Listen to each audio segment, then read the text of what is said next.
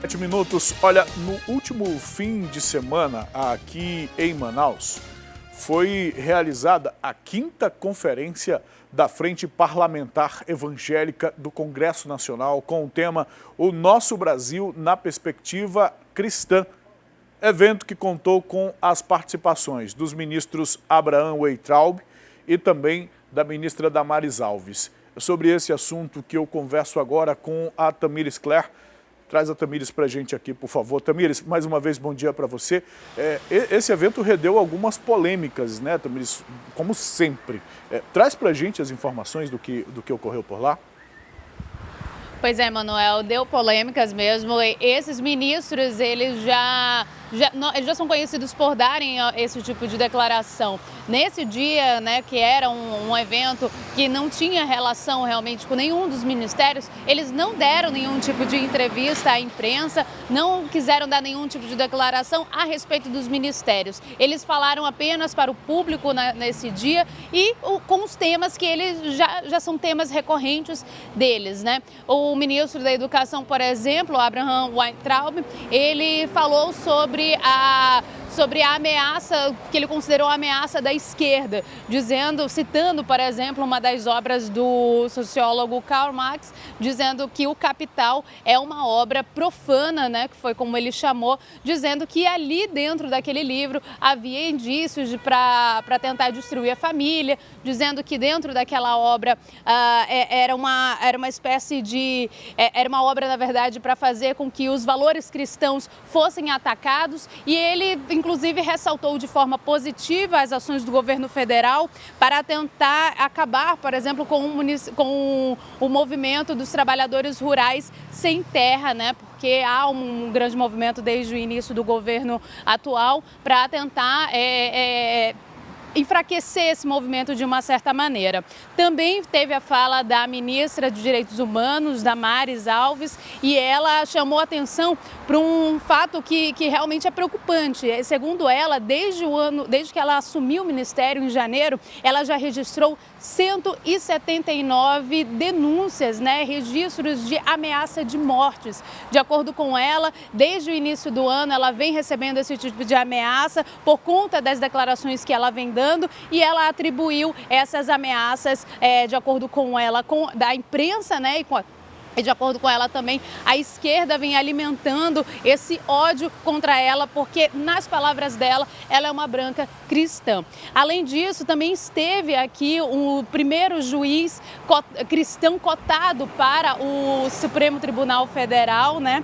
Ele falou também sobre William Douglas, o juiz William Douglas falou sobre a decisão do STF em julho deste ano em relação à criminalização da homofobia. Ele criticou essa ação do Supremo Tribunal Federal, disse que não cabe ao Supremo legislar. Ele também chamou a atenção para os cristãos, para que os cristãos eles deixem de ter uma intolerância religiosa com as outras religiões, né? Que eles deixem de fazer alguns comentários racistas, enfim, comentários que acabam denegrindo de alguma forma outras religiões, porque, segundo ele, isso também afeta os próprios cristãos nessa luta por igualdade, enfim, porque ele acha que é necessário discutir ainda mais a religião em todos os âmbitos. Emanuel. Ok, Tamires, obrigado pelas informações que você traz para a gente aqui no Manhã no Ar, até daqui a pouco, viu? Eu continuo falando sobre política, que em meio à crise política interna no Partido Social Liberal, o PSL, que começou na terça-feira, quando a liderança do PSL na Câmara tentou obstruir a análise da MP da reestruturação administrativa da Casa Civil e da Secretaria do Governo, viu? O deputado federal, no meio de tudo isso, o deputado federal delegado Pablo Oliva, único membro do PSL na bancada do Amazonas e o comandante do partido no estado, diz não estar de nenhum lado da disputa entre Bolsonaro e Bivar. Segundo Pablo, há muitos boatos e notícias falsas circulando por aí. Não existe essa história de um grupo do Bolsonaro e outro grupo do presidente Luciano Bivar. O que está acontecendo no PSL é uma legenda, portanto, meramente interno. Essas são as declarações do deputado Pablo Oliva, ou seja, de não se posicionar. É uma situação de fato interna do PSL, é uma briga interna do PSL, desde que o atual presidente passou a ser investigado e essa investigação não foi vista com bons olhos pelo presidente Jair Bolsonaro. Aí há essa disputa para ver quem entra no comando do partido no Congresso Nacional, se o filho do Bolsonaro assume ou não. Então começou esse puxa-encolhe aí dentro do partido. O que isso tem a ver com a gente? O que isso interessa para a gente, meus amigos? Você que não é filiado do PSL, você que votou ou não votou no Bolsonaro, mas que não acompanha a política nacional tão de perto, que relação isso tem a ver com a gente? Porque, meus amigos, a reforma da Previdência está prestes a ser votada em segundo turno lá no Senado daqui a pouco. E aí, amanhã inclusive. E aí a gente vai verificar, viu? Porque amanhã, viu, a votação na Previdência está marcada lá. E aí a gente vai verificar como é que vai ficar esse posicionamento, viu? Essa votação ocorre 8 meses depois de chegar ao Congresso. O texto principal da reforma da Previdência, viu? Vai ser o dia em que o plenário do Senado deverá analisar a matéria já em segundo turno, para que seja aprovado e siga para a promulgação.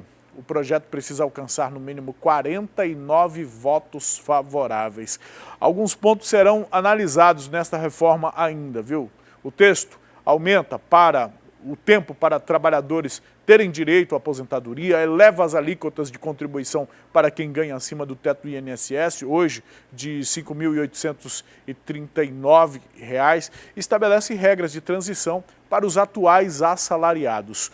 Com essa proposta, a economia está estimada em 800 bilhões nos próximos 10 anos.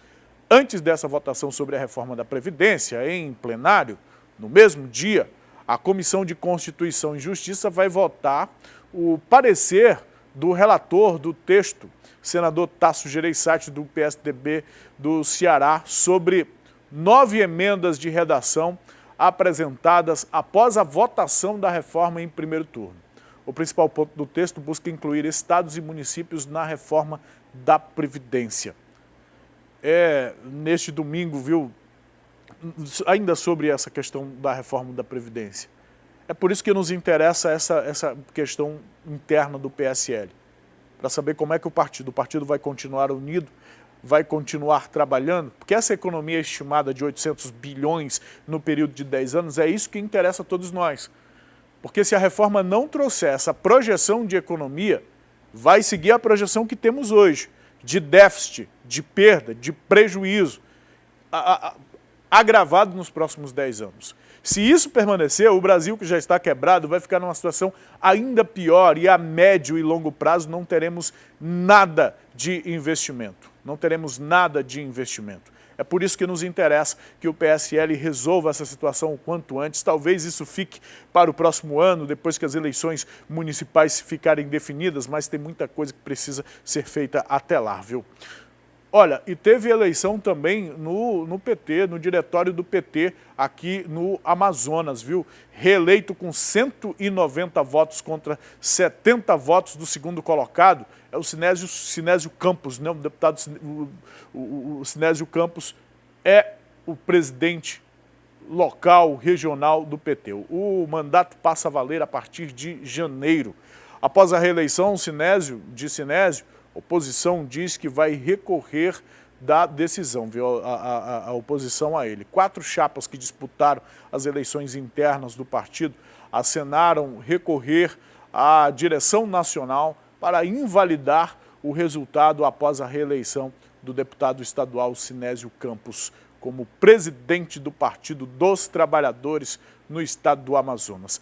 A justificativa para isso, né, seria de não ter ocorrido uma eleição democrática. É isso que as outras chapas estão alegando. Até o momento, o partido ficou sem definição de membros para o diretório e executivo estadual. Dispositivos que comandam a legenda junto com o presidente para os próximos 4 anos, viu? A deliberação para anular ou não o processo deve ser analisada pela instância superior do Partido dos Trabalhadores, que deve avaliar isso, o que as outras chapas estão dizendo em relação ao processo todo, se foi democrático ou se não foi, isso será avaliado pela direção do próprio partido. A gente vê a briga, então, pelo poder, né? Pelo poder da legenda. Qualificação é importante para quem busca uma recolocação profissional e quer obter o primeiro emprego. Se você é uma dessas pessoas, saiba que o Instituto Federal do Amazonas, o IFAM, está ofertando mais de 1.300 vagas para cursos técnicos de nível médio. E se é sobre esse tipo de oportunidade que nós vamos falar, é obviamente que a gente vai falar com a Tamires Claire. Tamires, explica pra gente quando e como os interessados podem se inscrever, enfim, as oportunidades que estão aí, por favor. Emanuel, já começa hoje mesmo e é bom que você vá se preparando porque você tem até o dia 11 de novembro para fazer essa inscrição, colocar todos os seus documentos certinhos e você precisa fazer todo esse processo online. Então você vai entrar no site do IFAM, que é o ifam.edu.br, e aí lá você vai anexar todas as suas informações, o seu histórico escolar. Tem as vagas para quem tem o ensino médio completo já, quem já completou o ensino médio, então vai ter que colocar alguns documentos específicos lá sobre esse período da vida e também tem vagas também disponíveis para quem ainda não fez o ensino médio e isso para quem tem menos de 18 anos e quem tem mais de 18 anos. Então você vai ter que olhar ali no site do IFAM qual a sua idade, né? Em que modalidade você vai se encaixar ali, porque tem a educação para jovens e adultos e também para o ensino regular. E o legal disso é porque você vai fazer o ensino médio, né? No caso das pessoas que ainda não concluíram o ensino médio, vão fazer esse período ali e junto com esse período, né, do ensino médio tem um curso técnico, ou seja, você sai ali do IFAM já preparado para o mercado de trabalho, tem várias matérias, várias modalidades que você pode concorrer, tem mecânica, eletrotécnica, edificações, química, informática, eletrônica, administração, agroecologia, paisagismo e agropecuária. Então são áreas realmente que você pode se aperfeiçoar e já sair dali, quem sabe, com o primeiro emprego. Então, como eu disse, você tem até o dia 11 de novembro para fazer essas inscrições para concorrer a vagas aqui em Manaus, né? Tem as 3 unidades do IFAM aqui em Manaus. Você pode concorrer, você pode ligar para o número 3306-0026 se você tiver qualquer dúvida. A primeira chamada vai ser divulgada no dia 28 de novembro. Eles vão fazer uma seleção, eles vão analisar as melhores notas. Lembrando que quem tirar menos de 5 nessa média, né, que eles fazem, juntando as notas de, por exemplo, português, matemática, as principais matérias ali, quem tirar menos de 5 nessa média já inicialmente está eliminado. Se tiver 0 também em alguma matéria, também já está eliminado. Então são os melhores alunos que vão ser selecionados. No dia 15 de outubro já tinha sido divulgado o edital também para o interior, para o Instituto Federal do Amazonas no interior. E aí tem em várias cidades, Coari, Eirunepé, Humaitá, Iranduba, Itacoatiara, Lábrea, tem Manacapuru também, o avançado ali, Maués, Parintins, Presidente Figueiredo,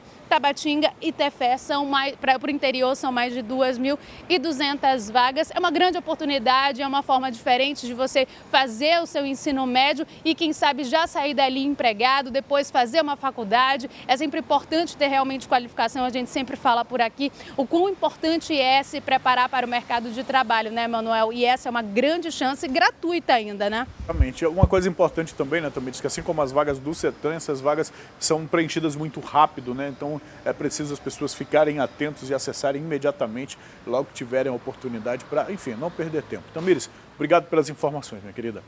A gente segue agora.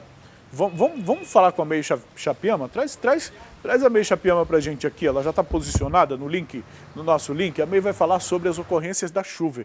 Está posicionada ali, olha, tá ouvindo alguma orientação.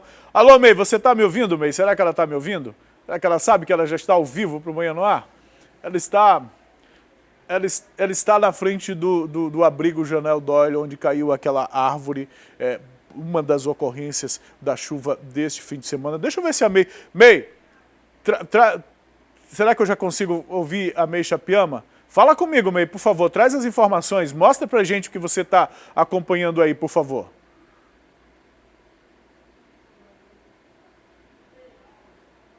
Eu tô sem áudio da May.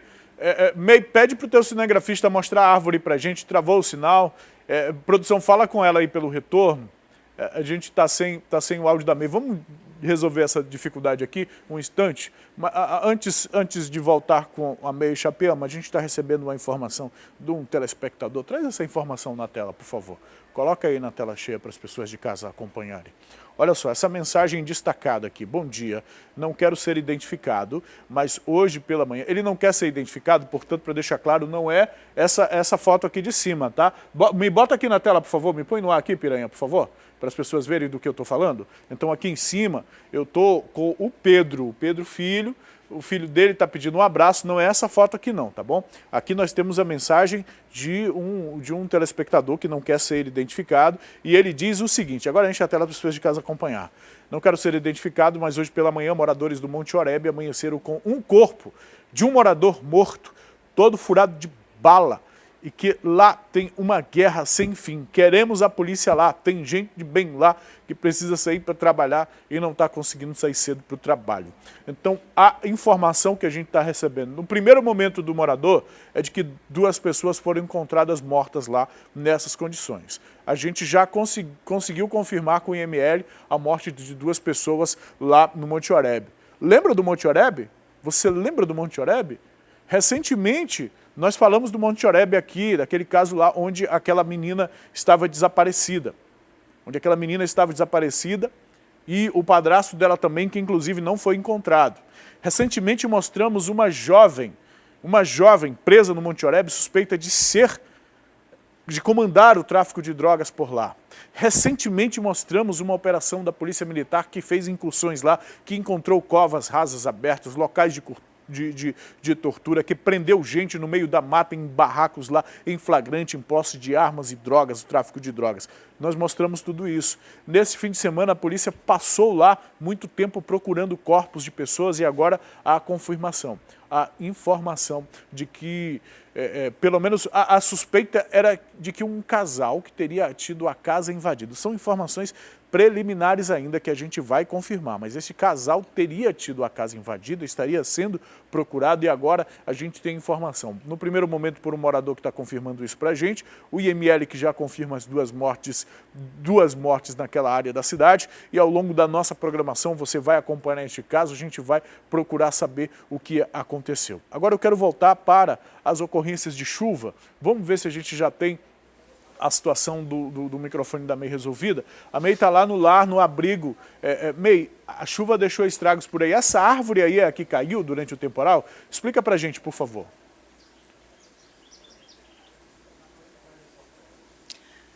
Exatamente, Manuel. Olha, a chuva rápida deste domingo começou por volta de 3 horas da tarde, foi bem rápida, mas foi suficiente para causar estragos aqui na nossa cidade. Um dos locais em que teve uma queda de árvore foi aqui no Lar Batista Janel Doyle, no bairro do Mauazinho, na zona leste de Manaus. Essa árvore que fica aqui numa parte do lar, ela acabou tombando, caiu aqui e destruiu parte desse telhado do banheiro e também parte dessa cozinha aqui, onde os alunos faziam aula de culinária, dentre outras aulas, acabou ficando totalmente destruído. Uma equipe da prefeitura acabou de chegar aqui nesse momento para fazer a retirada dos galhos que estão aqui no local, acabaram caindo com a chuva de ontem e também para cortar a árvore que acabou destruindo parte aqui da cozinha. Na chuva de ontem, o Corpo de Bombeiros, através do Centro de Operações, recebeu 20 chamados de ocorrências de quedas de árvore.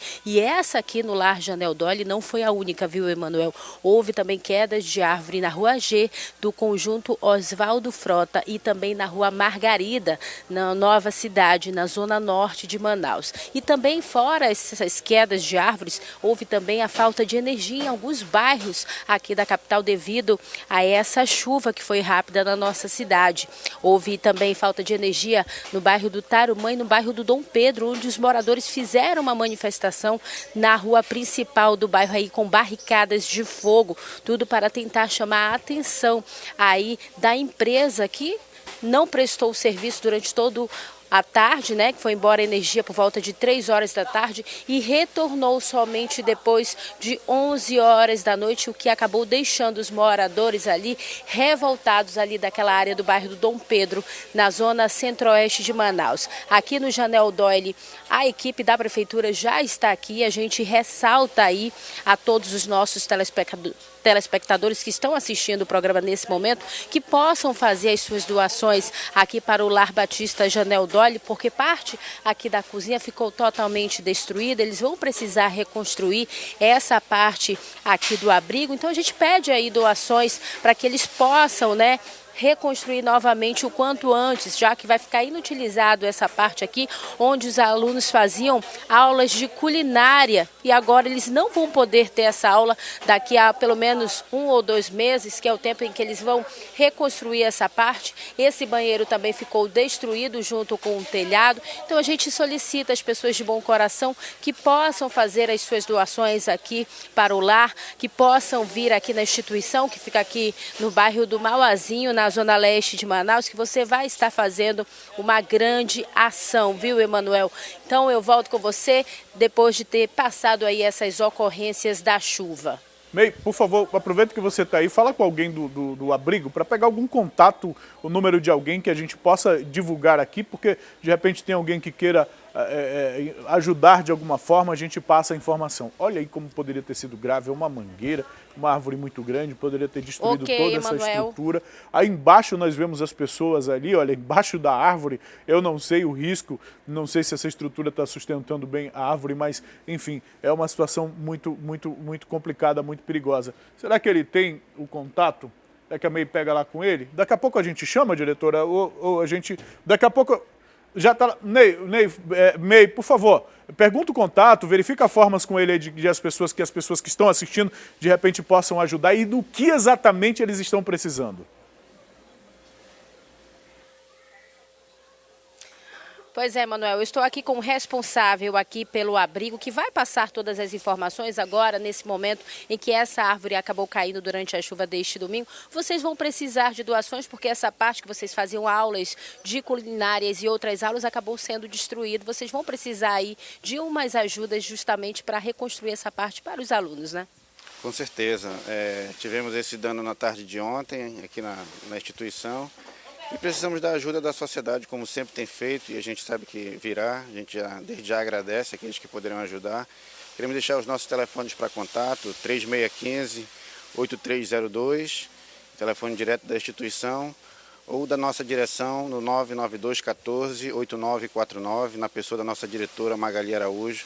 E aquilo que puderem nos ajudar, nós vamos precisar reconstruir, como você falou, a nossa cozinha aqui, que ela serve também para confecção de bolos, doces, que nós comercializamos para as despesas do dia a dia, e com certeza aquilo que as pessoas puderem doar, saca de cimento, material de pintura, tudo isso a gente vai ter que refazer novamente. A cerâmica do piso também foi quebrada, acredito que a ajuda virá, em nome de Jesus. Deixa agora o nome da rua aqui no bairro do Mauazinho, para quem quiser vir pessoalmente deixar as suas doações. Ok, o endereço aqui é Rua Igarapé de Mauá, número 1, bairro de Mauazinho. O local é bastante conhecido, então você que tem interesse de nos ajudar pode vir conosco, ou mesmo pode nos ajudar através das nossas redes sociais, como o nosso site www.larbatistamanaus.org, e com certeza a ajuda que virá será bem-vinda. Obrigada pelas informações. Olha, para você que está em casa, pode fazer as suas doações. O Lar Batista Janel Doyle, que passou aí por essa situação neste domingo durante a chuva, onde a árvore acabou caindo e destruiu aqui parte da cozinha. Eles vão precisar reconstruir e, claro, vão precisar de doações. Toda ajuda aqui para o abrigo é bem-vinda, viu, Emanuel?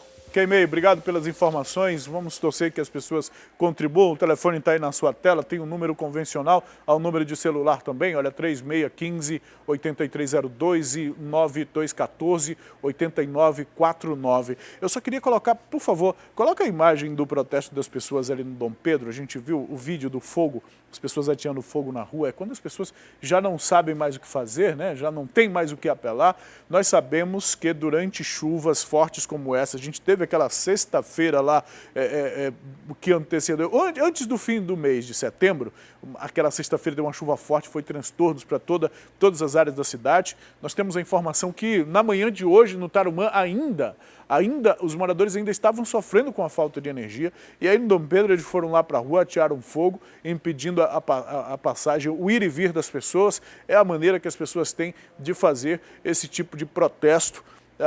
O espaço está aberto para a Eletrobras se pronunciar aqui, para dizer o que houve, se estava sem estrutura, se foram muitas ocorrências ou se não tinham equipes disponíveis no fim de semana para atender a todas as ocorrências. Afinal de contas, essa chuva foi rápida e deixou estragos por muitos lugares no domingo, né? No domingo à tarde, fim da tarde, enfim. A gente deixa o espaço aqui para Amazonas Energia. A gente tem um outro vídeo também que mostramos desde o início do programa. Esse vídeo foi gravado por um jornalista, pelo Jefferson Coronel. Muita gente da área de imprensa conhece o Jefferson. O Jefferson é gaúcho, mas mora aqui no estado já há mais de uma década e ficou surpreso com isso aí. Tem um áudio dele, não tem, minha diretora? Dá para liberar? Negócio assustador, bicho.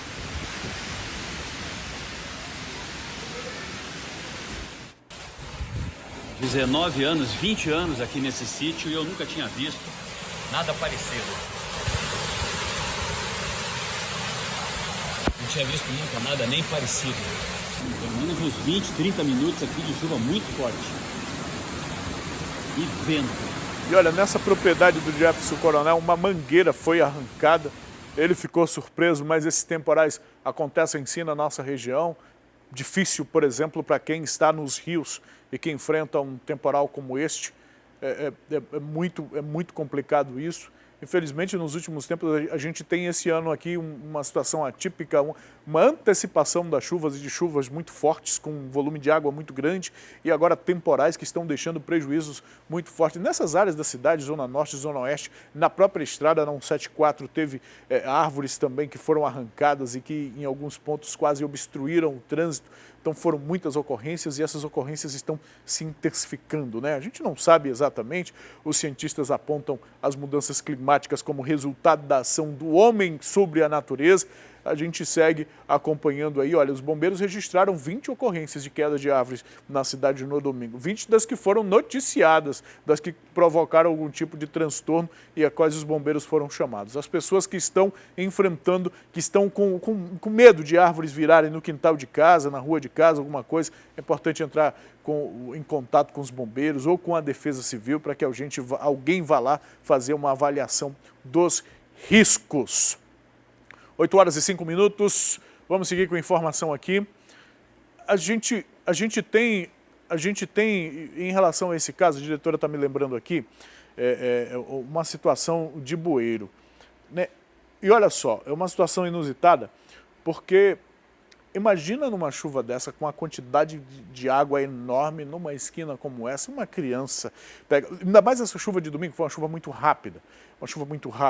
Eu peguei essa chuva no trânsito, inclusive. E em alguns minutos, em questão de minutos, assim, já foi necessário reduzir a velocidade, ter cuidado com a água para o carro não... Enfim, muito rápido. E uma esquina como essa, com o bueiro aberto, representa um risco para todo mundo.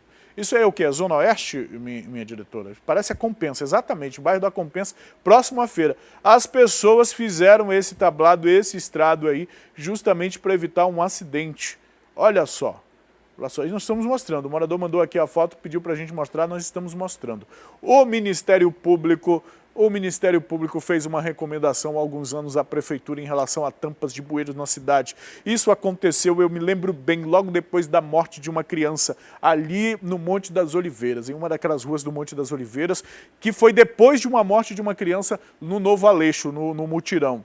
Né? 2 crianças morreram, o Ministério Público fez uma recomendação à Prefeitura que fizesse a tampa dos bueiros da cidade, mas essa recomendação não foi cumprida. Em alguns pontos a gente sabe que as tampas são arrancadas para que os ferros sejam roubados e vendidos por uma falta total e absoluta de consciência de moradores e de pessoas. Agora, neste caso aqui, os moradores estão tomando providências que eram para serem tomadas pelo próprio poder público. Parabéns aos moradores que estão fazendo alguma coisa e fica aqui o exemplo e a cobrança para que a prefeitura faça alguma coisa e tenha esse tipo de atenção com a vida. Nós estamos falando de algo que durante uma chuva dessa representa um risco à vida. Minha diretora, a gente tem drone, a gente volta daqui a pouco com drone. Vamos com saúde agora, vamos falar sobre saúde. Pelo menos 130 mulheres morreram vítimas de câncer de colo do útero só no primeiro semestre deste ano, só aqui no estado do Amazonas, viu? Por isso, especialistas reforçam o alerta. Quanto mais cedo o diagnóstico correto, mais chances de vencer a doença. Thaís descobriu que estava com câncer de colo de útero em 2018. Ela percebeu que tinha algo errado depois que passou 2 meses com um sangramento irregular. Foi através de 2 meses menstruando e eu indo no médico, os médicos, eu vou passar hormônio, que talvez seja uma menstruação irregular. E nisso eu tomei remédio para estancava e no momento que eu parava de um remédio, voltava. O câncer de colo de útero é o único tipo que pode ser evitado 100%, mas é o terceiro mais comum entre as mulheres. Na fase inicial, a doença não apresenta nenhum tipo de sintoma. Nos 6 primeiros meses deste ano, 137 mulheres morreram aqui no Amazonas por causa do câncer de colo de útero. Se fizermos uma comparação com o mesmo período de 2018, até que houve uma redução de 8%. Mas mesmo assim a situação é preocupante porque muitas mulheres ainda se descuidam na hora de fazer exames preventivos e até mesmo com relação aos procedimentos para detectar a doença. Infelizmente, o que observamos é que um grande número de mulheres que deveriam fazer o exame, na verdade, não procuram, provavelmente por não sentir nada, não ter essa sensação de estar doente para procurar o exame. O exame de rastreamento, também conhecido como Papa Nicolau, ajuda a identificar ferimentos ou a presença do HPV, vírus que é a principal causa da doença. Outro procedimento que só é feito aqui na Fundação SECOM é a conização. Depois que é detectada a lesão, aqui nessa sala, a paciente faz o exame para saber se tem ou não o câncer. A conização ela é uma pequena cirurgia e ela vai estar reservada para as pacientes com lesão pré-malignas, ou seja, são lesões que ainda não evoluíram para câncer ou podem não evoluir, mas nós vamos tratar antes que chegue nesse estágio.